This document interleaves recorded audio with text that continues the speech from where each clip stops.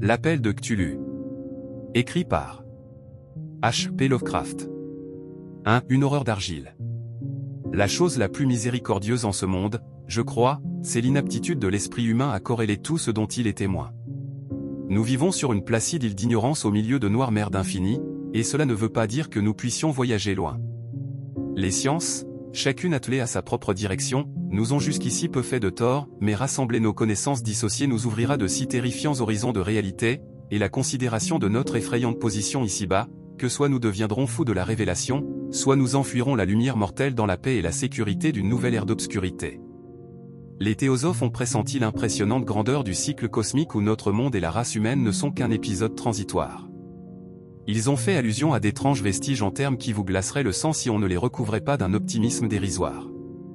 Mais ce n'est pas d'eux que j'emprunte ce singulier aperçu sur ces éternités interdites qui m'effraient quand je pense à elles et me rend fou quand j'en rêve.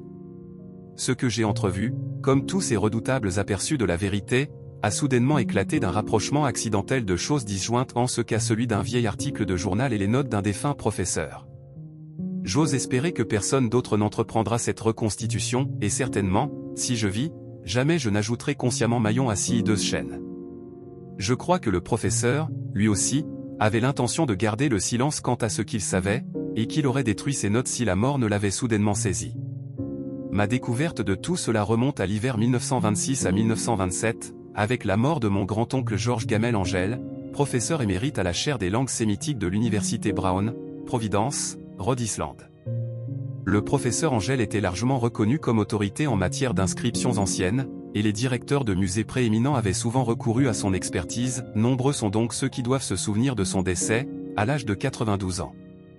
Et l'intérêt local fut multiplié par l'opacité des causes de cette mort. On avait frappé le professeur alors qu'il revenait du bateau de Newport, tombant brusquement, dit un témoin, après avoir été bousculé par un nègre déguisé en matelot, surgi d'une de ces sombres et louches ruelles de la colline abrupte débouchant sur le bord de mer au coin de William Street où habitait le défunt. Les médecins ne trouvèrent aucun dommage visible, mais conclurent après un débat perplexe à quelques lésions inconnues du cœur et que la brusque ascension de cette raide pente de la colline, par un homme si âgé, était la cause de sa fin. À l'époque je ne vis aucune raison de mettre en cause ce diagnostic, mais plus tard je fus enclin à m'étonner et plus que m'étonner. En tant qu'héritier et exécuteur testamentaire de mon grand-oncle, qui mourut veuf et sans enfant, c'était le moindre que j'étudie ses papiers avec quelque minutie, et dans ce but je déménageai des caisses entières de dossiers chez moi à Boston. L'essentiel du matériel que je compilai sera bientôt publié par la Société américaine d'archéologie, mais il y avait là une boîte que je trouvais curieuse à l'excès et que je me sentis peu disposé à montrer à d'autres yeux.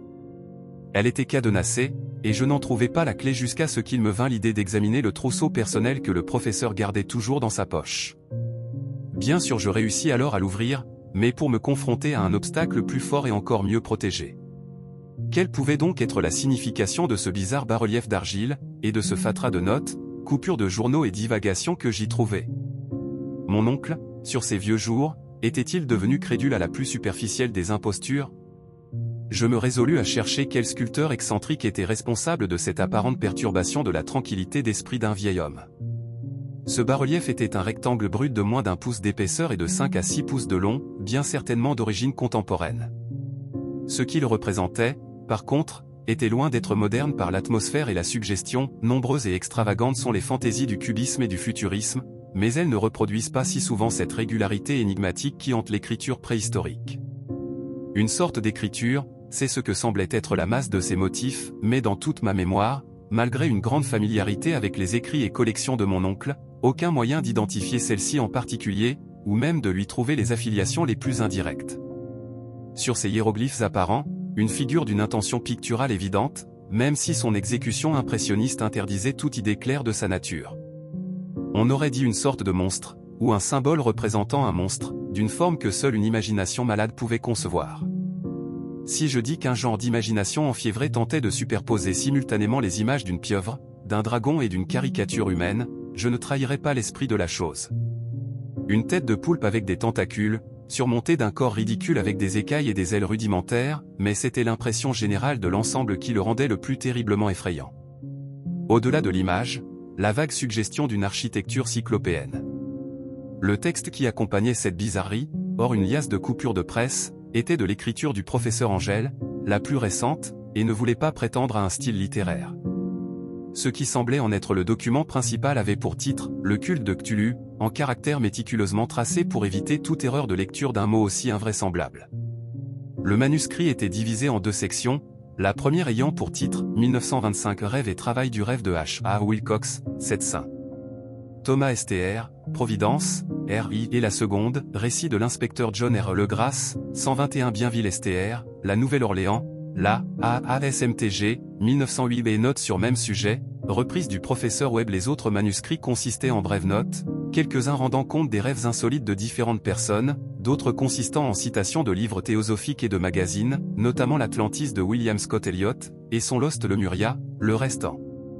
Commentaires sur des sociétés secrètes en survivance et les cultes cachés, avec des renvois au passage de quelques livres mythologiques ou anthropologiques de référence, comme le Rameau d'or de Frazé, et le culte des sorcières en Europe de l'Ouest de Madame Murray.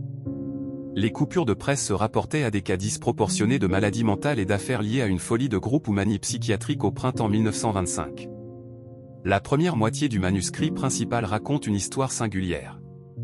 Cela se passa le 1er mars 1925, quand un frêle jeune homme à la peau brune, d'aspect très nerveux, voire excité, avait sonné chez le professeur Angèle, apportant cet étrange bas-relief d'argile à ce moment-là encore frais et humide.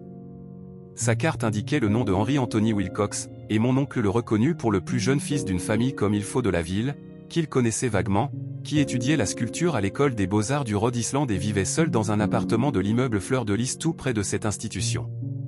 Wilcox était un jeune homme précoce, de grand talent mais de beaucoup d'excentricité, et les étranges histoires et rêves bizarres qu'il avait l'habitude de raconter avaient depuis l'enfance frappé l'attention de ses proches. Il se disait lui-même, psychiquement hypersensible, mais les gens très collés montés de la vieille cité commerciale le rejetaient simplement parce qu'efféminé et bizarre. Ne se mélangeant que rarement avec ses congénères, il avait progressivement brouillé toute visibilité sociale et n'était connu que d'un petit groupe d'esthètes de différentes villes. Même la Société des Arts de Providence, veillant à protéger son conservatisme, l'avait écarté comme sans espoir. À l'occasion de cette visite, continuait le manuscrit du professeur, le sculpteur demanda abruptement à bénéficier de la connaissance archéologique de son hôte, pour identifier les hiéroglyphes du bas-relief. Il parlait d'une manière guindée et rêveuse qui suggérait la pose et aliénait la sympathie, et mon oncle montra quelque dureté dans sa réponse, puisque la peu discrète fraîcheur de la tablette impliquait une parenté avec tout sauf l'archéologie. La réplique du jeune Wilcox, qui impressionna assez mon oncle pour qu'il s'en souvienne et la recopie au mot près, était d'une lancée extraordinairement poétique, qui devait être typique de sa conversation tout entière et que depuis j'ai trouvé très fortement caractéristique de ce qu'il était.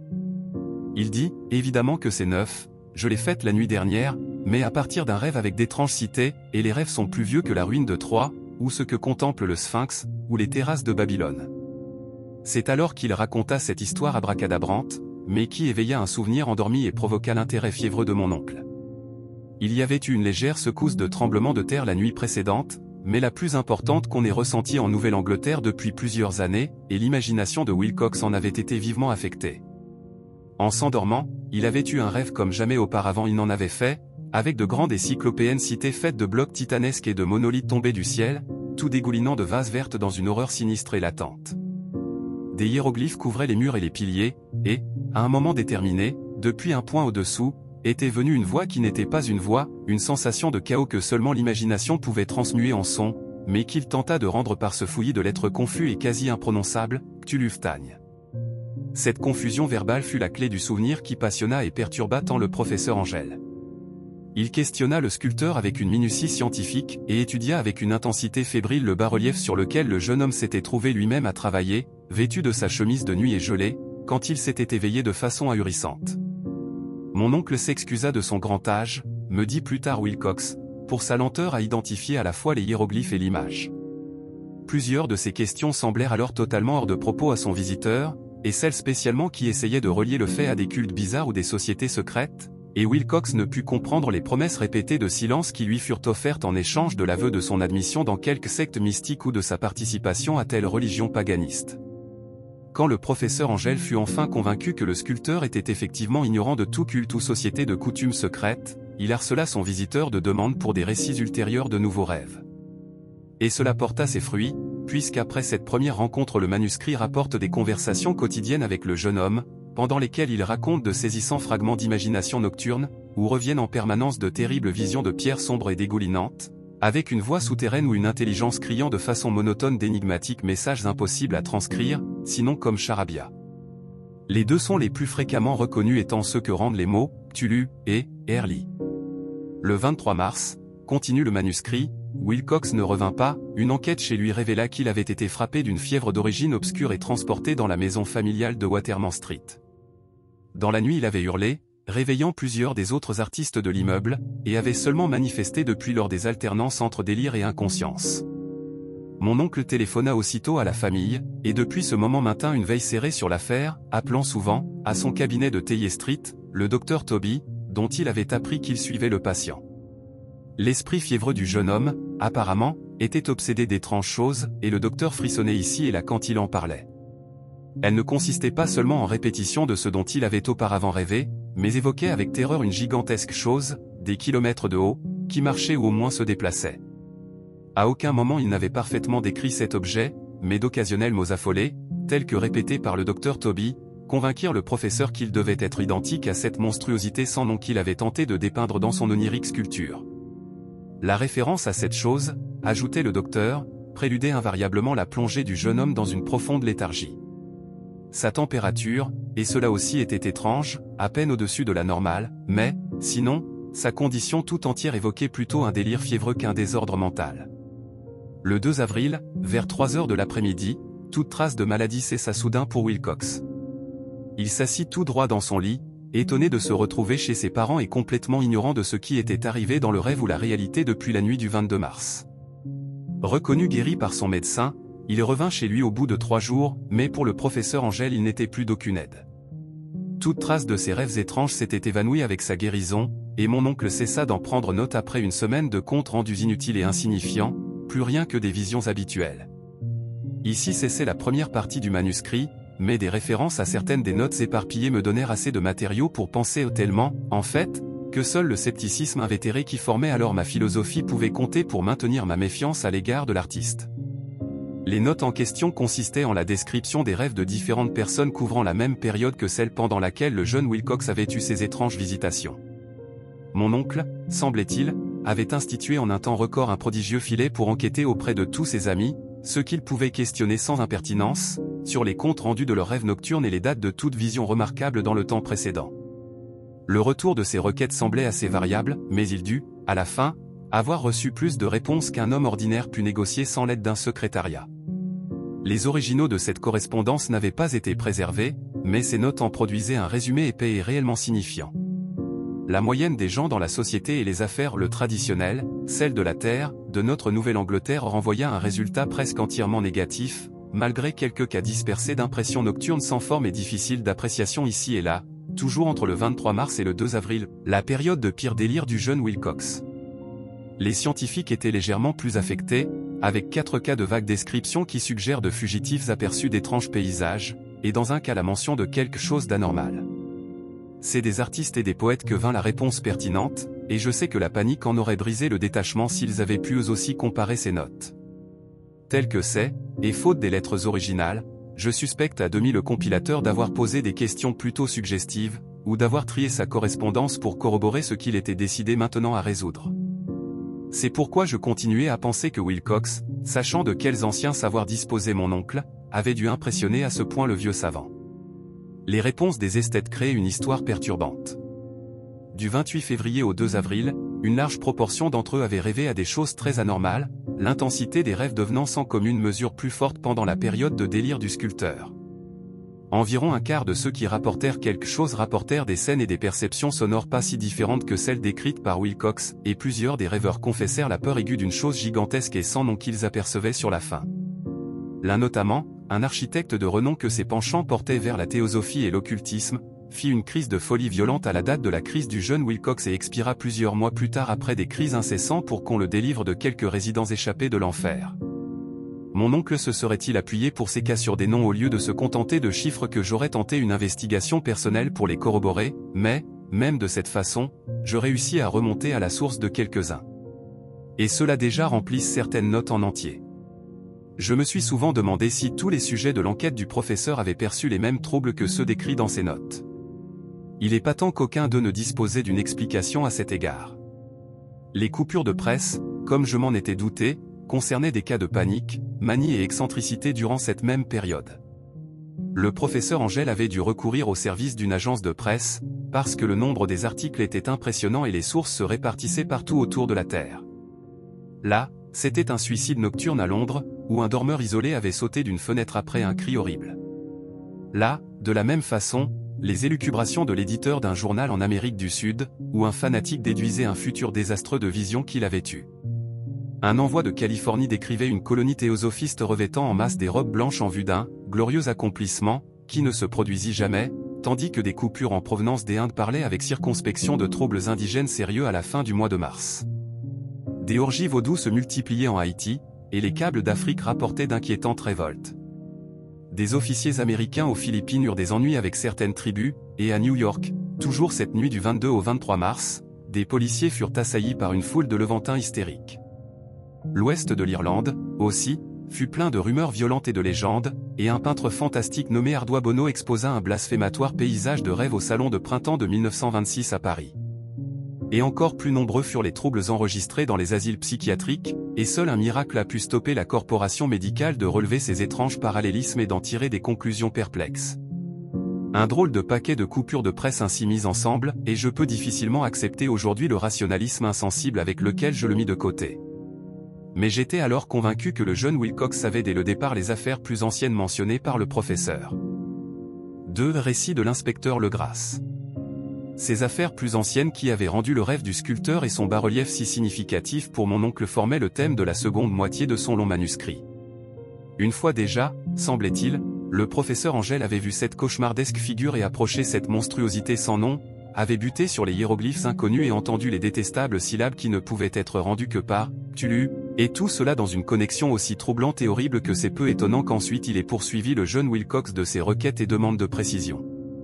Cette précédente affaire eut lieu en 1908, 17 ans plus tôt, quand la Société américaine d'archéologie tint son colloque annuel à Saint-Louis. Le professeur Angel, comme le justifiaient son autorité et ses publications, avait eu une part prééminente dans tous les débats, et fut un des premiers à être approché par nombre de personnes extérieures qui avaient pris avantage de l'Assemblée pour soumettre des questions qui exigeaient réponses précises ou des problèmes demandant avis d'experts. La plus remarquée de ces personnes extérieures au colloque, et qui en devint en peu de temps le centre d'intérêt tout entier, était un homme d'apparence commune, d'âge moyen, qui avait fait tout le voyage depuis la Nouvelle-Orléans pour certaines informations spéciales qu'il ne pouvait obtenir des sources locales. Il s'appelait John Raymond Legrasse, inspecteur de police de profession. Il apportait avec lui la raison de sa visite, apparemment une très ancienne statuette de pierre, mais ridicule et répulsive, dont il désespérait de déterminer l'origine. La statuette, idole, fétiche ou quoi que ce fût avait été saisie plusieurs mois auparavant dans les marécages boisés au sud de la Nouvelle-Orléans, durant une équipée contre un prétendu rassemblement vaudou, et si singuliers et hideux étaient les rites qu'ils surprirent que la police fut forcée de réaliser qu'ils étaient tombés sur un sombre culte qui leur était totalement inconnu et infiniment plus diabolique que même le plus noir des cercles vaudous africains. De son origine, hors les contes incroyables et erratiques arrachés aux participants capturés, on ne découvrit absolument rien, de là la préoccupation de la police à remonter toute tradition ancienne qui pourrait les aider à définir l'effrayant symbole et grâce à cela pister le culte jusqu'à sa principale source. L'inspecteur Legrasse était peu préparé à la sensation que fit son offre. La seule vue de la chose avait suffi à provoquer dans l'assemblée des hommes de science un état d'excitation intense, et ils ne perdirent pas de temps pour l'entourer et regarder la minuscule figure dont l'infinie étrangeté et l'air d'antiquité vraiment abyssale renvoyaient si puissamment à des horizons inouïs et archaïques. Aucune école connue de sculpture n'avait précédé ce terrible objet, bien que des siècles et même des milliers d'années semblaient s'accumuler dans la sombre surface verdâtre de la pierre mystérieuse. La statuette, qui finalement passa lentement de main en main pour une étude serrée et attentive, faisait 7 à 8 pouces de hauteur, d'un artisanat exquisément artistique. Elle représentait un monstre, d'un dessin vaguement anthropoïde mais avec une tête comme celle d'une pieuvre dont le devant était une masse de tentacules, un corps écailleux avec l'apparence du caoutchouc, de prodigieuses griffes sur les pattes avant et arrière, et de longues et étroites ailes dans le dos. La chose, qui semblait exhaler d'elle-même peur et cruauté surnaturelle, était de corpulence plutôt bouffie, diaboliquement accroupie sur un socle ou piédestal rectangulaire couvert d'indéchiffrables caractères. Le bout des ailes touchait le bord arrière du bloc, le tronc accroupi le centre, tandis que les longues griffes recourbées, celles des pattes arrière ramassées, agrippaient le rebord avant et retombaient sur la base du socle. La tête céphalopode penchait en avant, de telle façon que l'extrémité des tentacules faciaux couvrait l'arrière des gigantesques griffes avant et étreignait les genoux repliés du monstre. L'aspect de l'ensemble semblait anormalement vivant, et le plus subtil de cette peur avait pour source qu'il soit si totalement inconnu. Et d'évidence un âge impressionnant, énorme et incalculable, pas un lien cependant qui puisse le relier à n'importe quel type d'art des civilisations récentes et pas plus de n'importe quel autre. Indépendamment de cela, sa propre matière était un mystère, parce que la pierre savonneuse, d'un vert sombre avec ses mouchetures et irisations dorées et iridescentes et ses stries, ne ressemblait à rien de familier en géologie ou minéralogie. Les signes sur le socle étaient un même défi, et aucun des savants présents, même s'ils représentaient la moitié des experts mondiaux dans leur champ, ne pouvait élaborer la moindre notion, même à partir des affinités linguistiques les plus éloignées. Comme le sujet et comme son matériau, ils appartenaient à quelque chose d'horriblement éloigné et séparé de l'humanité telle que nous la connaissons, quelque chose d'effroyablement suggestif de vieux et impie cycle de vie auquel ni notre monde ni nos conceptions n'avaient part. Et tandis que les savants secouaient sévèrement leur tête et confessaient à l'inspecteur leur défaite, il y avait un homme qui dans cette expectative suspectait une touche de familiarité bizarre de cette forme monstrueuse et ses écrits, et qui à présent évoquait avec une réticence mal assurée quelques curieuses vêtilles de sa connaissance. Cette personne était le regretté William Channing Webb, professeur d'anthropologie à l'université de Princeton et explorateur d'envergure. Le professeur Webb avait été engagé, 48 ans auparavant, dans une expédition au Groenland et en Islande à la recherche d'inscriptions runiques qu'il ne réussit pas à dénicher, et tandis qu'ils étaient sur la côte ouest du Groenland, ils avaient rencontré une singulière tribu ou secte d'esquimaux dégénérés dont la religion, une curieuse forme d'adoration diabolique, les avait fait frissonner par son goût du sang et sa répulsivité. C'était une foi de laquelle les autres esquimaux savaient très peu, et qu'ils mentionnaient seulement en tremblant, disaient qu'elle provenait d'âges horriblement anciens, d'avant même que le monde existe. Outre des rites sans nom et des sacrifices humains, il continuait d'étranges rituels héréditaires en vénération d'un diabolique et suprême Énéditor Nasuk, et de ce culte le professeur Webb avait établi une transcription phonétique scrupuleuse, obtenue d'un très vieil ange-coq ou prêtre sorcier, transcrivant dans l'alphabet romain du mieux qu'il pouvait les sons reconnus. Et le fétiche qu'honorait ce culte, autour duquel il dansait quand l'aurore jaillissait sur les falaises de glace, y avait un rôle de première importance. C'était, témoigna le professeur, un très brut bas-relief de terre, arrangé autour d'une image hideuse et d'écrits énigmatiques. Et pour autant qu'il pouvait s'en souvenir, il y avait un parallèle brutal avec chacune des caractéristiques essentielles de cette bête immonde qui était là maintenant, posée devant l'assemblée. Ces faits, reçus avec émotion et surprise par les membres du colloque, semblèrent doublement prometteurs à l'inspecteur Legrasse, et il commença aussitôt à presser de questions son informateur. Ayant remarqué et recopié un rituel oral parmi les adorateurs que ces hommes avaient arrêtés dans les marais, il implora le professeur de se remémorer le mieux qu'il pouvait les syllabes recueillies à l'époque des Esquimaux satanistes. S'ensuivit une exhaustive récollection de détails, et une pause d'un silence très dense quand à la fois le détective et le professeur constatèrent ensemble cette parenté virtuelle d'une phrase commune aux infernaux rituels, que tant de monde séparait. Ce que chantaient à la fois les sorciers esquimaux et les prêtres de la secte des marais de Louisiane à leurs similaires idoles se transcrivait à peu près comme suit, la division des mots étant conjecturée d'après les pauses traditionnelles de la phrase quand chantée à haute voix. PHNUIMGLWNAFCTULURLI-WGANAGLFTAGN. Legrasse avait une étape d'avance sur le professeur Webb, parce que plusieurs des métis prisonniers lui avaient répété ce que les plus anciens célébrants leur avaient enseigné quant à la signification de ces mots. Cette phrase, selon lui, signifiait en gros ceci: ici dans sa maison de Herlik Tulu mort continue de veiller. Alors, à la demande expresse et urgente, l'inspecteur Legrasse raconta avec autant de détails que possible son expérience avec les adorateurs des marais, racontant une histoire à laquelle je constatais que mon oncle avait attaché une extrême importance. Elle avait la saveur des rêves les plus primitifs des faiseurs de mythes et théosophes, et dévoilait un étonnant degré d'imagination comique parmi ces parias et sans caste, dont on ne s'attendait certainement pas à ce qu'ils en disposent. Le 1er novembre 1907 parvinrent à la police de la Nouvelle-Orléans des injonctions affolées depuis les marais et la contrée des Bayous au sud de la ville. Les habitants du lieu, descendants des esclaves amenés par Jean Lafitte, primitifs mais d'un bon naturel, étaient sous l'emprise d'une terreur blanche. Cette nuit-là, une chose inconnue avait volé au-dessus d'eux. Cela tenait apparemment du vaudou, mais d'un vaudou de la plus terrible sorte qu'ils avaient jamais connu, et quelques-unes de leurs femmes, quelques-uns de leurs enfants avaient disparu depuis que les maléfiques tam-tam avaient commencé leur incessante frappe loin à l'intérieur des sombres bois hantés où nul habitant ne s'aventurait jamais. C'étaient des cris malades, des cris déchirants, des chants à glacer l'âme et des danses dignes des flammes de l'enfer, et les messagers terrorisés finissaient en disant que les gens ne pouvaient plus le supporter. On envoya un corps de 20 policiers, dans 2 carrioles et une automobile, qui arrivèrent sur les lieux en fin d'après-midi, guidés par un des habitants effrayés. Au bout de la route encore carrossable, ils allumèrent leurs lanternes et avancèrent en silence à travers ces terribles bois de cyprès où le jour ne pénètre jamais. D'affreuses racines et des lianes moussues pendantes les assaillaient, et ici et là des amoncellements de pierres ruisselantes ou les fragments d'un mur pourrissant que rendait plus obsédant la morbide habitation disparue amplifiait la dépression créée par les arbres déformés et les champignons sur leurs amas spongieux. Tout à la fin surgit à la vue l'implantation des colons, quelques misérables huttes blotties, et les hystériques habitants se précipitèrent pour se serrer autour du groupe des lanternes flottantes. On entendait encore maintenant le bruit assourdi des tam-tams, mais loin, loin devant, et un hurlement figé arrivait par intervalles irréguliers quand le vent portait. Une lueur rouge semblait de plus filtrer sous les pâles embranchements au-delà des avenues sans fin de la forêt dans sa nuit.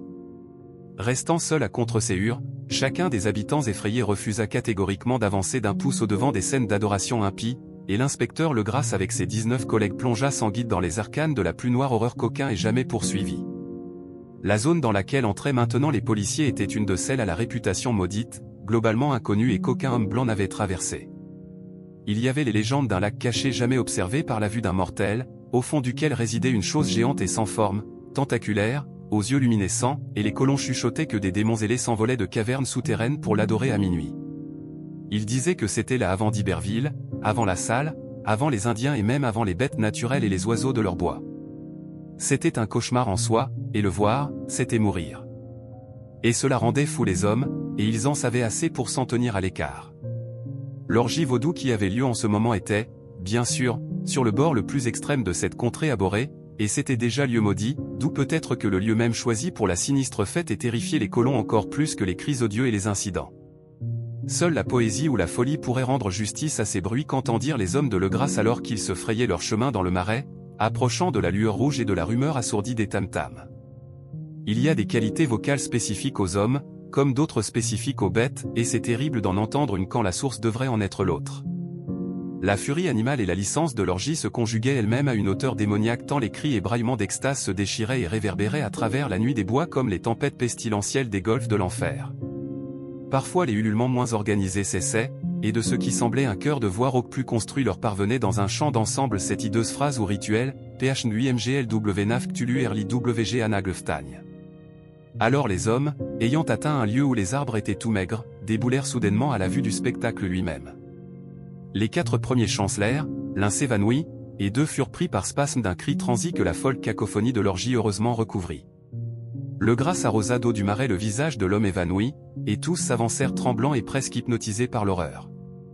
Dans une clairière au milieu des marais ils découvraient une étendue herbeuse de peut-être 1 hectare, sans un seul arbre et à peu près sèche. Sur celle-ci se tortillait et bondissait la horde indescriptible d'une humanité anormale, qu'il faudrait être Sidney Sim ou Anthony Angarola pour la peindre. Sans plus de vêtements, cette engeance hybride braillait et beuglait, se tordant devant un monstrueux feu en forme d'anneau, dans le centre duquel, que révélaient les occasionnels éclats du rideau de flammes, on apercevait un grand monolithe de granit d'environ 8 pieds de haut, et tout au-dessus, incongru par la différence d'échelle, l'infecte statuette gravée.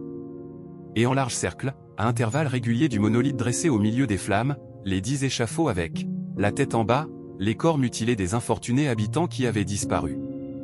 C'est dans ce cercle que la ronde des adorateurs sautait et hurlait, la direction générale de leurs mouvements allant de gauche à droite dans une bacchanale sans fin entre le cercle des corps et le cercle du feu. C'est peut-être seulement l'imagination et peut-être seulement une réminiscence qui conduisit un des hommes, un hispanique émotif, à croire qu'il entendait les réponses antiphoniques au chant du rituel surgir du fond lointain et obscur de ces bois remplis d'anciennes légendes et d'horreurs. Plus tard, cet homme, Joseph des Galvez, je le rencontrerai et je l'interrogerai, et il se révéla effectivement enclin à l'imagination. Il allait si loin qu'il me dit avoir entendu le faible battement de grandes ailes et aperçu l'éclat d'yeux brillants et une colossale masse blanche au-delà des arbres, mais je suppose qu'il avait accordé trop d'importance aux superstitions locales. Le temps d'arrêt horrifié des hommes ne fut que de courte durée. Le devoir venait d'abord, et bien qu'il dût y avoir près d'une centaine de ces célébrants bâtards dans cette foule, les policiers se fièrent à leurs armes à feu et plongèrent résolument dans l'attroupement. Pendant 5 minutes, ce qui en résulta de tumulte et de chaos fut au-delà de toute description. Ce fut une rixe agressive, des coups de feu furent tirés, et beaucoup s'échappèrent, mais, à la fin, Legrasse put compter 47 prisonniers rebelles, qu'il força à se rhabiller en hâte et rangea en ligne entre 2 rangs de policiers. 5 des sectateurs étaient morts, et 2 gravement blessés, que leurs compagnons prisonniers emportèrent sur des civières improvisées. Et Legrasse, bien sûr, se saisit précautionneusement pour l'emporter de la statuette sur le monolithe. examinés au quartier général, après un retour sous grande pression et abattement, les prisonniers se révélèrent tous être des hommes d'un rang très bas, mentalement aberrants et de sang mêlé. La plupart étaient des marins, avec quelques nègres et mulâtres, principalement des Indiens ou des Portugais des îles du Cap-Vert, donnant à ce culte hétérogène sa couleur de vaudouisme. Mais avant même qu'on leur pose des questions, il était manifeste qu'on touchait à quelque chose de beaucoup plus profond et ancien que des superstitions de nègres. Avilies et ignorantes comme elles l'étaient, ces créatures révélaient avec une consistance surprenante l'idée centrale de leur affreuse foi. Elles adoraient, disaient-elles, de très grands anciens qui vivaient des éternités avant qu'il y ait eu des hommes, arrivés du ciel dans le monde tout jeune.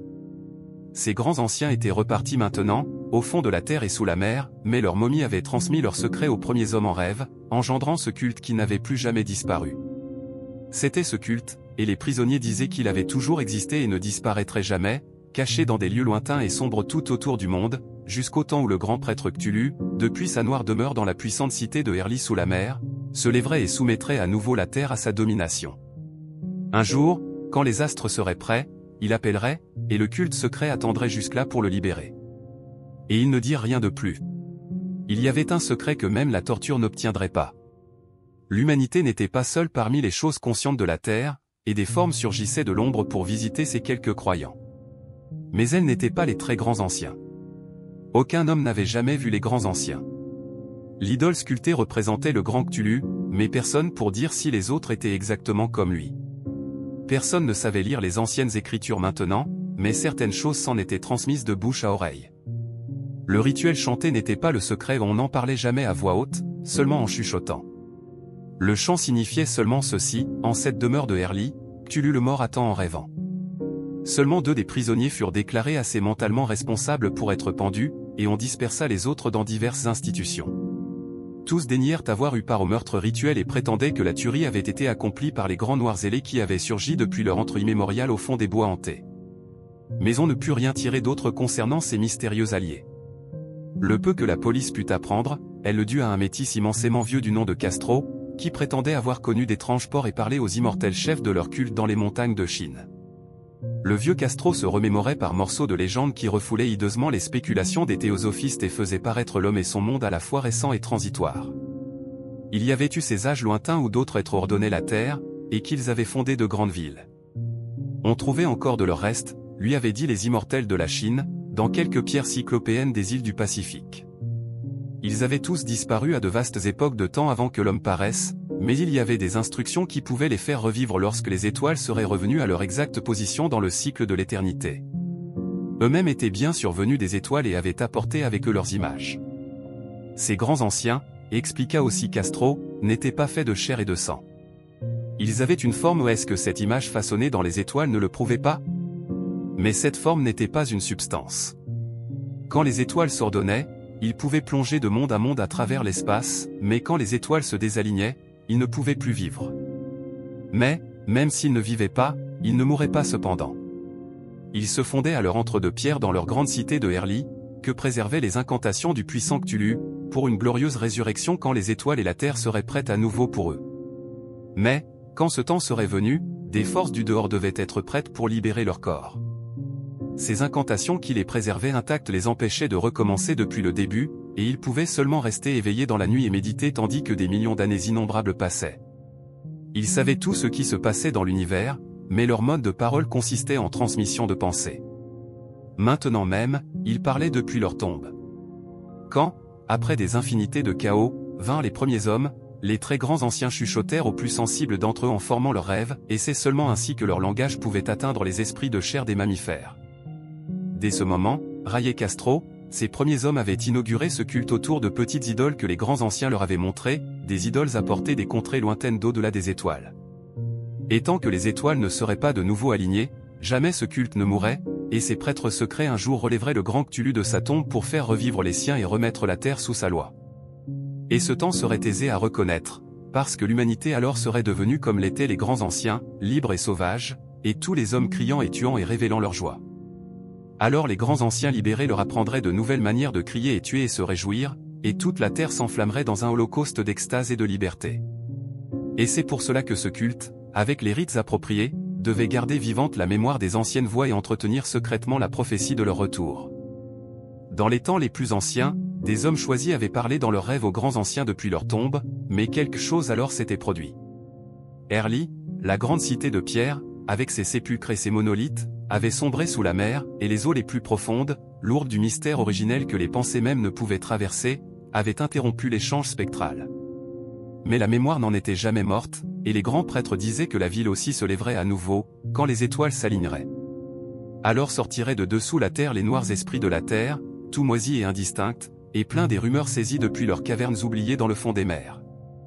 Mais le vieux Castro n'osait parler trop. Il se retrancha brusquement sur lui-même, et aucun effort de persuasion ou détournement subtil ne put lui arracher rien de plus dans cette direction. Tout comme, curieusement, il n'avait rien voulu évoquer de la taille des grands anciens. Le lieu central de ce culte, pensait-il, était dans les déserts sans route de l'Arabie, où la ville des piliers, Irem, rêvait vierge et cachée. Il n'était pas relié au culte de sorcellerie européen et était quasiment inconnu au-delà de ses propres pratiquants. Aucun livre n'en avait réellement rendu compte, même si les immortels de la Chine disaient qu'on pouvait lire à double sens le Necronomicon de l'arabe Abdul al-Azr dès que les initiés pouvaient en décider ainsi, notamment pour le couplet à l'interprétation si controversée, « N'est pas mort ce qui éternellement repose », et dans les longues éternités même la mort peut mourir. Le Grasse, profondément impressionné, et pas qu'un peu secoué, avait prolongé son enquête vers les affiliations historiques de ce culte. Castro leur avait dit vrai en affirmant que tout cela restait pleinement secret. Les experts de l'université Tulane ne purent éclairer ces lanternes ni sur le culte ni sur la statuette, et c'est ainsi que le policier s'en était venu requérir les plus hautes autorités du pays et se trouvait en présence de ce que le professeur Webb rapportait du Groenland. On mesure dans la correspondance qui s'ensuivit entre les participants l'intérêt plus que fiévreux suscité au colloque par le récit de Le Grasse, corroboré matériellement par la statuette, même si bien maigres en furent les mentions dans les publications officielles de leur association. Être précautionneux est le premier réflexe de ceux qui sont habitués à croiser occasionnellement l'imposture, voire la charlatanerie. Le Grasse laissa pendant quelque temps en dépôt la statuette au professeur Webb, mais la reprit à la mort de ce dernier et elle est toujours en sa possession, c'est chez lui que je la vis moi-même à ma dernière visite. C'est en soi une chose terrible, et sans conteste une réplique de la sculpture faite par le jeune Wilcox d'après son rêve. Que mon oncle ait été mis dans tous ces états par l'histoire du sculpteur ne peut me surprendre, mais quelle pensée pouvait lever, ayant ainsi pris connaissance de ce que le Grasse avait appris de ce culte, après avoir découvert qu'un jeune homme ultra-sensible avait rêvé non seulement l'idole, mais les exacts hiéroglyphes de la statuette trouvée dans les marais, ou du bas-relief diabolique du Groenland, et avait surpris dans ses rêves au moins 3 des mots précis de la formule partagée. Par la secte esquimaude et les métis de Louisiane? Que le professeur Angèle ait instantanément commencé une enquête méticuleuse et scrupuleuse était tout naturel, même si je suspectais moi le jeune Wilcox d'avoir entendu parler de ce culte d'une façon indirecte et d'avoir inventé sa prétendue série de rêves pour en exciter et prolonger le mystère aux dépens de mon oncle. Les récits de rêves et les coupures de journaux rassemblés par le professeur en étaient bien sur une corroboration très forte, mais le rationalisme de mon esprit et l'extravagance complète du sujet me conduisaient à adopter ce que je pensais être les conclusions les plus plausibles. Aussi, après avoir de nouveau étudié le manuscrit de près et corrélé ses notes théosophiques et anthropologiques avec le récit de Le Grasse, je fis le voyage de Providence pour rencontrer le sculpteur et l'admonester comme je pensais devoir le faire d'avoir si effrontément piégé un vieil homme si savant. Wilcox vivait à nouveau seul dans l'immeuble Fleur de Lys de Thomas Street, hideuse imitation victorienne de l'architecture anglaise du XVIIe siècle, qui affichait sa façade de stuc au milieu des adorables maisons coloniales de la vieille colline, à l'ombre du plus beau clocher style Régence. Je le trouvai en train de travailler dans son studio et fus immédiatement convaincu, aux pièces que j'aperçus, que son génie était profond et authentique. Je crois qu'un jour on entendra parler de lui comme un de nos grands décadents, et qu'il a cristallisé dans l'argile, comme il le fera un jour dans le miroir du marbre, ces cauchemars et imaginations qu'Arthur Machen évoque dans sa prose et que Clark Ashton Smith révèle dans sa poésie et sa peinture. Frêle, brun et d'aspect négligé, il se tourna à demi quand je frappai et s'enquit de ce qui m'amenait sans se lever. Quand je lui eus dit qui j'étais, il manifesta un peu d'intérêt, mon oncle avait excité sa curiosité en cherchant à éclaircir ses étranges rêves mais ne s'était jamais exprimé sur les raisons de sa recherche. De ce point de vue, je me gardais de lui en dire plus mais tentais avec le plus de subtilité possible qu'il veuille bien se confesser. En peu de temps, je fus convaincu de sa sincérité absolue, tant il parlait de ses rêves d'une façon dont personne n'aurait pu se méprendre. Eux, et la trace qu'ils avaient laissée dans son subconscient, avaient profondément infléchi son art, et il me montra une sculpture morbide dont les contours me firent presque sursauter, tant était forte sa sombre suggestion. Et il était incapable de se souvenir d'en avoir vu le modèle original, sinon dans ce bas-relief du rêve, mais les contours s'en étaient fixés d'eux-mêmes sous ses mains. Aucun doute que ce soit cette forme géante sur laquelle il s'extasiait dans son délire. Et il m'a paru clairement qu'il ne savait rien du culte caché, mon oncle l'ayant tenu à l'écart de son impitoyable catéchisme, et je tentais à nouveau de deviner de quelle façon il avait pu recevoir ces extravagantes visions. Il parlait de ses rêves d'une façon étrangement poétique, me permettant d'apercevoir dans une impressionnante clarté la ville cyclopéenne de pierre verte, mouillée et visqueuse dont la géométrie, disait-il bizarrement, était toute de travers et d'entendre mentalement, dans une attente effrayée, l'incessant appel du sous-sol, Cthulhu-Ftagne. Cthulhu-Ftagne. Des mots qui faisaient partie de ce terrible rituel qui parlait de cette veille par le rêve de Cthulhu mort dans son caveau de pierre à Herly, et ma croyance toute rationnelle fut impuissante tant mon émotion fut profonde. Wilcox, j'en étais sûr, avait entendu parler du culte d'une façon ou d'une autre, et l'avait en fait oublié dans la masse de lectures et d'imagination toutes aussi folles. Plus tard, par la vertu d'un tempérament très impressionnable, il en avait retrouvé l'expression subconsciente dans ses rêves, dans le bas-relief et dans la monstrueuse statue que je contemplais, et l'imposture envers mon oncle avait été faite en toute innocence. Ce jeune homme était d'un type comme légèrement maniéré, ou maladivement affecté, que je n'ai jamais pu aimer, mais j'en savais assez maintenant pour admettre à la fois son génie et son honnêteté. Je pris congé de lui amicalement, en lui souhaitant tout le succès promis par son talent. Tout ce qui concernait ce culte continuait à me fasciner, et je rêvais parfois d'une gloire personnelle à mes recherches sur son origine et ses connexions. Je me rendis à la Nouvelle-Orléans, parlai avec Legrasse et d'autres de leur ancienne équipée, vis l'affreuse statuette et pus même interroger quelques-uns des métis qui avaient survécu en prison. Le vieux Castro, malheureusement, était mort depuis plusieurs années. Ce que j'entendais maintenant aussi clairement que de première main, même si ce n'était qu'une confirmation détaillée de ce que mon oncle en avait transcrit, m'enflamma tout vif, tant j'étais sûr que j'étais sur la piste d'une religion très ancienne, très secrète, très réelle dont la découverte ferait de moi un anthropologue de renom. Mon comportement était encore d'un matérialisme absolu, souhaitant que cette passion me mène à son terme et mésestimant avec une quasi inexplicable perversité la coïncidence des récits de rêves et des étranges coupures de presse rassemblées par le professeur Angèle. Une chose que je commençais à subodorer, et que maintenant je craignais d'apprendre, c'est que la mort de mon oncle n'avait rien d'un accident. Il était tombé dans une étroite rue en pente montant des anciens quais, fréquentés par des métis étrangers, après avoir été brutalement poussé par un matelot nègre. Je n'avais rien oublié des traversées maritimes et des sans-mêlés adeptes du culte en Louisiane, ni n'aurais été surpris d'apprendre l'existence de méthodes secrètes et de recettes de poison aussi impitoyables et anciennes que ces rites et croyances énigmatiques.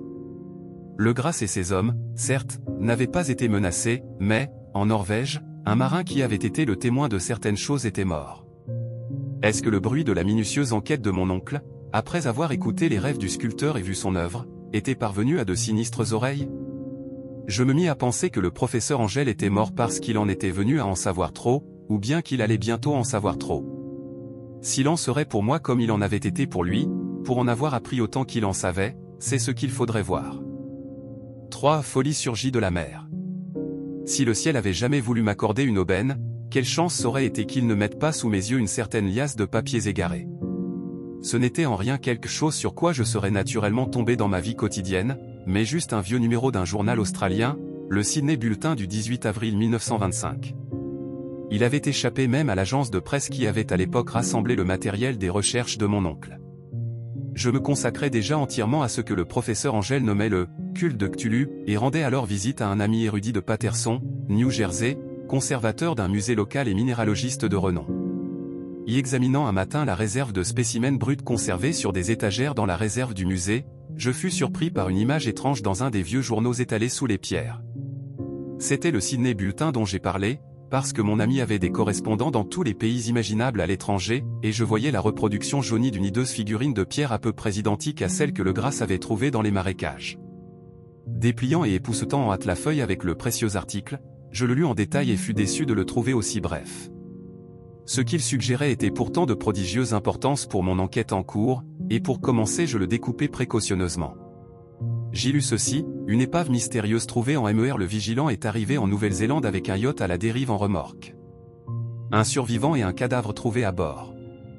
Récit d'un combat désespéré et de mort en mer, le marin recueilli refuse tout témoignage sur son aventure, une étrange idole trouvée en sa possession. Enquête à venir. Le cargo Le Vigilant, de l'armateur Morrison & Co., en provenance de Valparaiso, a accosté ce matin sur les quais de Darling Harbour, avec en remorque le yacht à vapeur Alert, de Dunedin, Nouvelle-Zélande, découvert le 12 avril par 34°21' de latitude sud et 152°17' de longitude ouest, dévasté et hors d'état même si lourdement armé, avec un survivant et un cadavre à bord. Le Vigilant avait quitté Valparaiso le 25 mars, et le 2 avril fut considérablement dérouté au sud de son itinéraire par une tempête exceptionnellement grosse et des vagues monstrueuses. L'épave fut découverte le 12 avril, et, bien qu'apparemment abandonnée, on constata l'existence à bord d'un survivant à demi délirant et d'un homme à l'évidence mort depuis une semaine au moins. Le survivant agrippait une horrible idole de pierre d'origine inconnue, d'environ 1 pied de haut, sur l'origine de laquelle les experts de l'université de Sydney et du musée de College Street ont confessé leur totale ignorance et que le survivant dit avoir trouvé dans la cabine du yacht, dans un petit étui gravé de dessins banals. Cet homme, une fois ses sens recouvrés, a raconté une histoire excessivement étrange de piraterie et de massacre. Son nom est Gustave Johansen, norvégien, parfaitement intelligent, et second quartier-maître sur le schooner Dema Emma d'Auckland, qui partit de Callao le 20 février avec un équipage de 11 marins. L'Emma, dit-il, fut retardé et dérouté loin vers le sud de son trajet par la considérable tempête du 1er mars, et, le 22 mars, par une latitude sud de 49°51' et longitude ouest de 128°34', croisa l'alerte, aux mains d'un louche équipage de canaques de basse caste et à l'air mauvais. Soumis à l'injonction de faire demi-tour, le capitaine Collins refusa, sur quoi l'équipage bizarre commença à tirer sans sommation ni égard sur le schooner avec la batterie de canons particulièrement puissant qui armait le yacht. Les hommes de l'Emma se résolurent au combat, et quand bien même le schooner avait commencé de sombrer après des tirs sous la ligne de flottaison, ils manœuvrèrent pour accoster le bord de leur ennemi, affrontant les sauvages directement sur le pont du yacht, et bien forcés de les tuer tous, leur nombre étant légèrement supérieur à cause de leur méthode de combat particulièrement odieuse et désespérée, plutôt que maladroite. 3 des hommes de l'Emma furent tués, dont le capitaine Collins et le premier maître Green, et les 8 qui réchappèrent, sous le commandement du second maître Johansen, se mirent en état de naviguer sur le yacht capturé, revenant sur leur route initiale pour examiner quelles raisons légitimes il y avait eu à leur ordonner de faire demi-tour. Le jour suivant, semblait-il, ils atteignirent puis prirent terre sur une petite île, que personne ne savait exister dans cette partie de l'océan, et 6 des hommes moururent sur son rivage, quoique Johansen se révéla bizarrement réticent sur cette part de son histoire, disant seulement qu'ils étaient tombés dans une fissure des rochers. Plus tard, prétend-il, lui et un compagnon regréèrent le yacht et se mirent en devoir de naviguer, mais furent happés par la tempête du 2 avril. De ce moment, jusqu'à leur sauvetage le 12, l'homme semble se souvenir de très peu, notamment comment mourut son compagnon, William Bryden. L'autopsie de Bryden ne révéla aucune cause apparente du décès, probablement dû au surcroît d'émotions et ce qu'ils avaient traversé. Un télégramme reçu de Dunedin établit que l'alerte était bien connue là-bas comme caboteur d'île en île, mais de la plus déplorable réputation sur la côte. Il était la propriété d'un curieux groupe de la plus basse caste, dont les fréquentes assemblées et excursions de nuit dans les forêts n'étaient pas sans attirer la curiosité, et ils avaient mis à la voile en grande hâte juste après la tempête et le tremblement de terre du 1er mars. Notre correspondant à Auckland atteste de l'excellente réputation de l'Emma et de son équipage, et décrit Johansen comme un homme sobre et sain. L'amirauté a décidé qu'une enquête sur la totalité de l'affaire commencera demain, et que tous les efforts seraient tentés pour inciter Johansen à parler plus librement qu'il ne l'a osé pour l'instant. C'était tout, avec la reproduction de l'image hideuse, mais quel ébranlement d'idées cela leva dans ma tête. C'était soudain tout un monde de données supplémentaires sur le culte de Cthulhu, et la preuve qu'il disposait de sectateurs aussi bien en mer que sur terre. Quel motif poussait cet équipage bâtard à ordonner à l'Emma de faire demi-tour et quel lien avec leur monstrueuse idole? Quelle était cette île inconnue sur laquelle moururent 6 des hommes d'équipage de l'Emma et à propos de laquelle Johansen entretenait un tel secret? Qu'était-il résulté de l'enquête évoquée de l'amirauté et que savait-on de l'odieux culte à Dunedin? Et, le plus merveilleux de tout, quelle surprenante et surnaturelle coïncidence de date donnait une signification pernicieuse et désormais indéniable à la conjonction d'événements si divers, scrupuleusement établis par mon oncle? Le 1er mars sonne notre 28 février en tenant compte du méridien international vint le tremblement de terre et la tempête.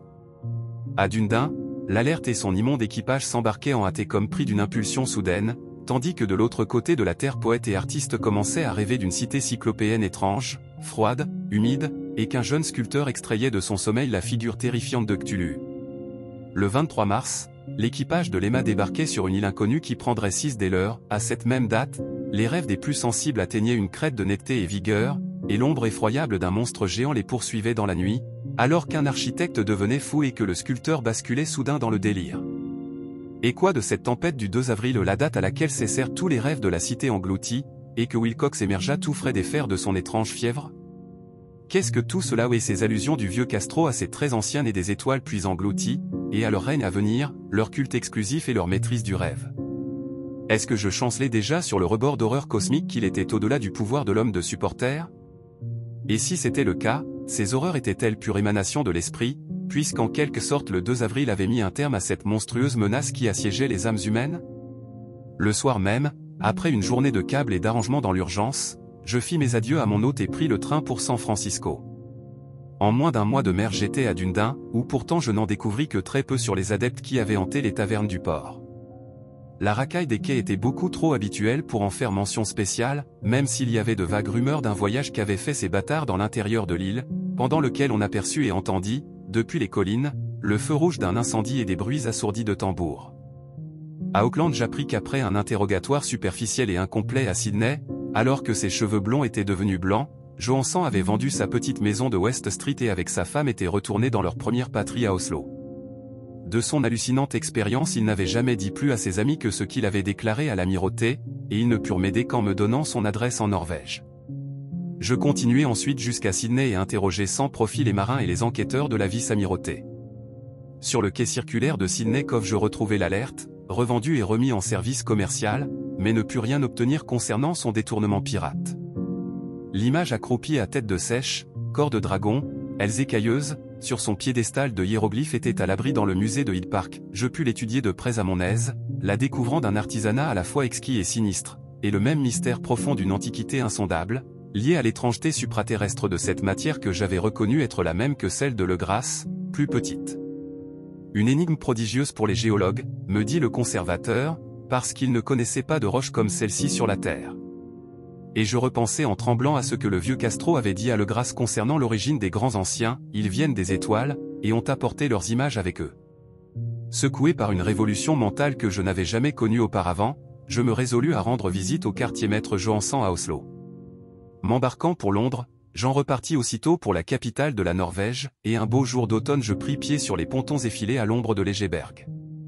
L'adresse de Johansson, me dit-on, m'envoyait dans la vieille ville dite King Harold Hardrada, qui conserva en vie le nom d'Oslo pendant tous les siècles où on affubla cette grande ville du nom de Christiania. Je fis le bref trajet en taxi et frappai le cœur battant à la porte d'un immeuble ancien mais très propre, à la façade de stuc. Vint m'ouvrir une femme au visage défait, habillée de noir, et quelle déception cinglante quand elle me dit d'un anglais hésitant que Gustave Johansson n'était plus. Il n'avait que peu survécu à leur retour, me dit sa femme, tant l'affaire de 1925 l'avait détruit. Il ne lui en avait jamais dit plus, à elle non plus, que ce qu'il avait exprimé en public, mais avait laissé un long manuscrit, des éléments techniques, me dit-elle, écrits en anglais, et évidemment dans le but de la protéger des dangers d'une lecture approfondie. Pendant son habituelle promenade dans une ruelle étroite près des quais de Göteborg, une charge de papier tombée d'une fenêtre en hauteur l'avait abattu. 2 rudes matelots l'avaient immédiatement aidé à se remettre sur ses pieds, mais avant que l'ambulance arrive il était mort. Les médecins ne purent trouver de réelle cause au décès, et l'attribuèrent à une crise cardiaque et une constitution éprouvée. Je me sentis tenaillé jusqu'au sang par le fait que cette noire terreur ne me lâcherait plus jamais, moi non plus, même au repos, accidentellement, ou pas. Je persuadai la veuve que mon lien à son mari tenait justement à ces éléments techniques, et que c'était un motif suffisant pour me confier le manuscrit, que je mis à l'abri et commençai à lire des embarqués sur le paquebot de Londres. C'était un récit tout simple et parfois radoteur, l'effort naïf d'un marin de tenir un journal rétrospectif, luttant pour se souvenir jour par jour ce dernier et affreux voyage. Je ne peux pas tenter de le transcrire mot à mot, dans toutes ses approximations et redondances, mais de son contenu je peux faire récit et montrer pourquoi le bruit même de l'eau le long de la coque du navire m'était devenu si insupportable à endurer que je dus me bourrer les oreilles de coton. Johansson, Dieu merci, fut loin de tout découvrir, même quand il vit la ville et la chose, mais moi non plus je ne pourrai jamais plus dormir calmement, quand je pense à ces horreurs qui guettent à jamais sous nos vies dans le temps et dans l'espace, et à ces blasphèmes sans nom venus d'étoiles disparues et qui rêvent sous la mer, reconnus et honorés par un culte de cauchemar prêt et même impatient de les lancer à l'assaut du monde, jusqu'à ce qu'un nouveau tremblement de terre redressa. Nouveau la monstrueuse cité de pierre face au soleil. Le voyage de Johansson venait juste de commencer, et c'est ce qu'il avait rapporté à la vice-amirauté. L'Emma, portant seulement du lest, avait quitté Auckland le 20 février et ressenti de plein fouet la tempête provoquée par le tremblement de terre qui libéra du fond de la mer les horreurs qui avaient envahi les rêves des hommes. Une fois qu'ils en eurent repris contrôle, le navire filait bonne route quand, le 22 mars, Il fut intercepté par l'alerte, et on sentait la peine du quartier-maître tandis qu'il décrivait les coups de canon et le naufrage. De leurs ennemis à la peau basanée affrontés sur l'alerte, ils parlaient avec une horreur significative. Il y avait dans leur comportement quelque chose de si singulièrement abominable que les détruire avait semblé presque un devoir, et Johansen se révéla presque naïf en rapportant la brutalité du combat pendant les interrogatoires de la commission d'enquête. Puis, une fois maître du yacht capturé, sous le commandement de Johansen et poussé par leur curiosité, ils découvraient à l'horizon par 47°9' de latitude sud et 126°43' de longitude ouest un énorme pilier de pierre dressé hors de la mer puis, en l'approchant, la côte mêlant boue, vase, et pans visqueux de maçonnerie cyclopéenne qui ne pouvait être rien d'autre que la tangible substance de la plus extrême terreur sur Terre, le cauchemar de Herli, ville cadavre, fondé dans des éternités. Sans âge par ses formes géantes et néfastes tombées de la nuit des étoiles. La reposait Cthulhu parmi ces hordes cachées dans les grandes cavernes boueuses et émettant enfin, après d'incalculables cycles, les pensées qui rongeaient de peur les êtres les plus sensibles et appelaient impérativement à leur rite de libération et restauration leurs adeptes. Rien que Johansen ait pu suspecter, mais Dieu sait qu'il en vit bientôt au-delà du supportable. Je suppose que seul le haut de l'éminence, la hideuse citadelle couronnant le monolithe où est enterré le grand Cthulhu, émergeait à cet instant du gouffre de l'océan. Que j'essaie d'imaginer ce qui doit exister au-dessous me pousserait immédiatement à la mort. Johansen et ses hommes furent saisis de terreur par la majesté cosmique de cette Babylone ruisselante des anciens démons et durent deviner sans autre explication que rien de cela n'était censé, ni sur cette terre ni sur aucune autre planète. Frappés par la taille incroyable des blocs de pierre verte, par la hauteur vertigineuse des grands monolithes sculptés et par la stupéfiante apparence des statues colossales et des bas-reliefs tels que ceux de la troublante statuette trouvée dans la cabine de l'alerte, c'est visible et poignant dans chaque ligne de la description terrifiée du marin. Sans rien savoir de ce à quoi ressemble le futurisme, Johansen en construit une image très proche quand il parle de la ville, par exemple quand il décrit l'architecture des bâtiments et ne parle que de l'impression générale de ces vastes surfaces de pierre lisse et de leurs angles, surfaces trop grandes pour appartenir à quoi que ce soit d'existant ou de propre à cette terre, et impie de toutes ces horribles images et hiéroglyphes. Je mentionne sa réflexion sur les angles parce que cela correspond à quelque chose que m'avait dit Wilcox de ses rêves terrifiants. Il avait dit que la géométrie du lieu vu en rêve était anormale, non euclidienne, et lui évoquait détestablement des sphères d'une dimension à part de la nôtre. Et là, un marin illettré exprimait la même chose alors qu'il était face à la terrible réalité même. Johansen et ses hommes débarquèrent sur la rive en pente boueuse de la monstrueuse acropole et se hissèrent sur les blocs titanesques, visqueux et glissants, qui jamais n'avaient été une rampe pour les mortels. Et même le vieux soleil de notre ciel semblait distordu, maintenant qu'ils le voyaient dans la polarisation des miasmes émanant de cette perversion trempée de mer, et tout devenait menace et attente guettant sourdement dans ces angles fuyants des rocs sculptés où le regard découvrait maintenant des concavités à ce qu'il avait d'abord cru convexes. Une sorte de peur froide s'était emparée des explorateurs avant même d'avoir vu autre chose que des rochers, de la boue et de la vase. Et chacun d'entre eux se serait enfui s'il ne s'était pas agi de sa fierté devant les autres, et c'est indécis et irrésolu qu'il cherchait vainement, comme cela fut prouvé au trésor ou souvenir à s'emparer. C'est Rodriguez, un Portugais, qui le premier prit pied sur le monolithe et leur cria ce qu'il avait trouvé. Les autres le suivirent et regardèrent stupéfaits l'immense porte sculptée avec le bas-relief portant les cailleux dragons qui leur étaient devenus familiers. C'était, dit Johansen, comme une porte de grange, et tous comprirent que c'était une porte à cause de son linteau ornementé, avec un seuil et deux montants pour l'encadrer, même s'ils ne purent décider si cela reposait à plat comme le couvercle d'une trappe ou de biais comme le volet d'une lucarne. Comme Wilcox l'avait exprimé, la géométrie de tout le lieu paraissait fausse. On n'aurait même pas été sûr que la mer et le sol étaient à l'horizontale, tant la position relative de tout le reste semblait fantasmatiquement variable. Briden tenta de peser sur la pierre à plusieurs endroits sans résultat. Ensuite Donovan palpa précautionneusement les bords, appuyant séparément en chaque point à mesure qu'il progressait. Il montait interminablement le long des grotesques sculptures de la pierre, ce qu'on appellerait grimper si la pierre n'était pas somme toute horizontale, et les hommes se demandèrent comment aucune porte dans l'univers pouvait être aussi grande. Enfin, très doucement et lentement, le panneau plus grand qu'un champ commença à s'entrebâiller vers le haut, et ils comprirent comment il basculait. Donovan se rejeta en arrière et glissa ou retomba le long du montant et rejoignit ses camarades, et tous regardèrent l'étrange recul du monstrueux portail sculpté. Et dans l'anomalie ou l'illusion de cette prismatique distorsion il se déplaçait en diagonale, comme si toutes les règles et lois de la perspective étaient renversées. L'ouverture était noire, mais d'un noir presque matériel. L'obscurité leur était même un avantage, parce qu'elle occultait le volume au point de ne pouvoir distinguer les murs intérieurs, d'où jaillit la fumée d'un emprisonnement sans âge, faisant disparaître le jour dans une masse battante d'ailes membraneuses recouvrant le ciel de leur gibbosité. L'odeur qui levait des bas-fonds soudain entr'ouverts était intolérable, et Hawkins fut le plus preste à entendre là en bas un son dégoûtant et amorphe. Tout le monde écouta, et ils écoutaient encore quand il surgit baveusement à leur vue et hissa à tâtons son immensité verte et gélatineuse à travers la porte noire dans l'air trouble et empoisonné du dehors, sur cette cité de folie. La main du pauvre Johansen tremblait encore quand il l'écrivait. Des 6 hommes qui ne revinrent jamais au navire, ils pensent que 2 périrent en cet instant, de leur seule peur. La chose, il ne put la décrire, il n'y a pas de langage pour de tels abîmes de démence hurlante et immémoriale, la contradiction surnaturelle de toute matière, force, ordre cosmique. Une montagne qui marche ou qui sombre. Dieu. Comment s'étonner que de l'autre côté de la Terre un grand architecte en soit devenu fou et que le pauvre Wilcox se soit mis à délirer dans la fièvre dans son lien télépathique? La chose des idoles, la verte et épaisse progéniture des étoiles s'était éveillée pour réclamer son dû.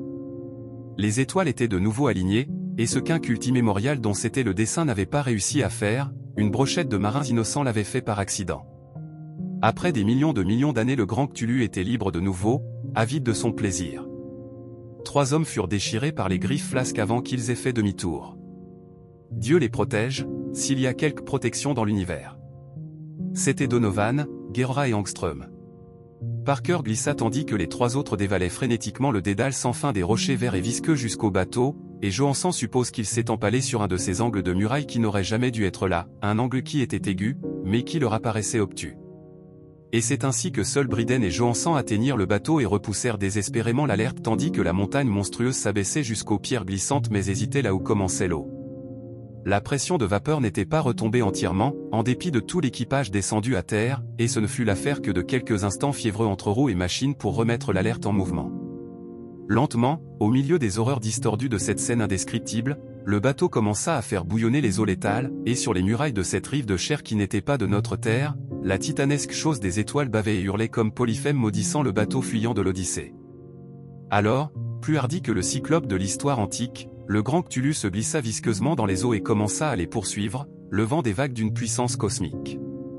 Briden se retourna et devint fou, riant d'une voix stridente et continuant de rire paroquet jusqu'à sa mort, une nuit dans la cabine, tandis que Johansen divaguait sans plus de raison. Mais Johansen n'en avait pas terminé. Sachant que la chose pourrait sûrement rattraper l'alerte, même avec la vapeur poussée à fond, il se résolut à tenter sa chance, une chance désespérée, et mettant le moteur à pleine vitesse, il remonta comme l'éclair sur le pont et inversa la rotation des roues. Il y eut un énorme remous d'écume dans l'eau immonde, et comme la pression montait de plus en plus le courageux Norvégien braqua son vaisseau proue devant contre la masse molle qui s'élevait au-dessus du bouillonnement sale, comme la poupe d'un galion diabolique.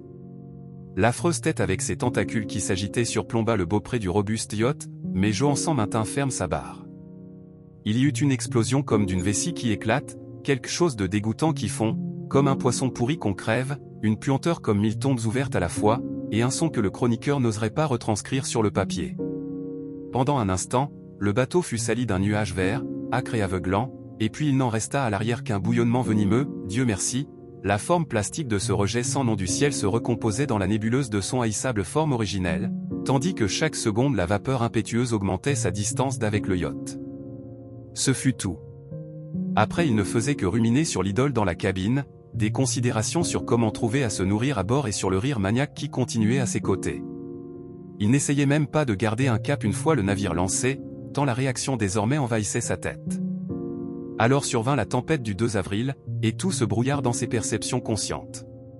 Plus rien que la sensation d'un tourbillon spectral dans des golfs d'infinité liquide, et le vertige de plongées hystériques depuis les abîmes jusqu'à la lune, et de la lune à nouveau vers les abîmes, tout cela dans l'hallucination du cœur entier des rires fous et distordus des anciens dieux et la moquerie de lutins barbares, verts et ailés. Et de ce cauchemar survint le secours ou le vigilant, les enquêteurs de la vice-amirauté, les rues de Dunedin, enfin le long voyage de retour jusqu'à la vieille maison sous le mont Egeberg. Il ne pouvait parler de rien sauf à devenir fou. Il écrirait ce qu'il savait avant que la mort le prenne, mais sa femme ne devait rien en deviner.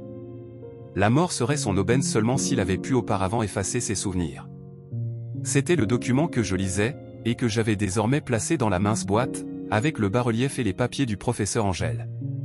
Et les rejoindra mon propre compte rendu aux 7 mises à l'épreuve de ma propre santé mentale, et ce qu'ici j'inclus ne sera jamais j'espère à nouveau dispersé. Il m'a été donné de voir en une fois ce que l'univers recelait de pire horreur, et même l'air du printemps et les fleurs de l'été me semblent désormais contaminés par un poison. Et je n'imagine pas que ma vie puisse être longue. Comme mon oncle partit, comme le pauvre Johansan partit, ainsi partirai-je. J'en sais trop, et le culte demeure. Il vit encore, Cthulhu, je suppose, dans cette chasse de pierre qu'il a enfermée depuis l'enfance du soleil.